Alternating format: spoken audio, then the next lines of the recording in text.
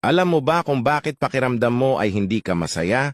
Yung makaranas ka lang kasi ng maliit na problema ay ang dami mo ng drama sa buhay. Madalas ay dinadala mo na ito buong maghapon at maging hanggang sa pagtulog mo at paggising mo, ayun pa din ang iniisip mo, mas pinag-aaksayahan mo ng panahon. Ang mga naririnig mong sinasabi ng ibang tao tungkol sa'yo dahil dito hindi ka matahimik at nagkakaroon ka ng matinding pag-aalala o ang anxiety. Hindi ka din makamove on sa mga bagay na nangyari na at lagi mong pinagsisisihan ang mga nagawa mong mali, yung nahihirapan kang i-let-go, kahit matatagal nang nangyari, tandaan mo nangyari na ang nangyari. At kung anuman ang mga actions na ginawa mo ay wag mo nang pagsisihan, wag mo ding pansinin ang mga sinasabi sa iyo ng ibang tao, wala naman silang ambag sa landas na tinatahak mo eh.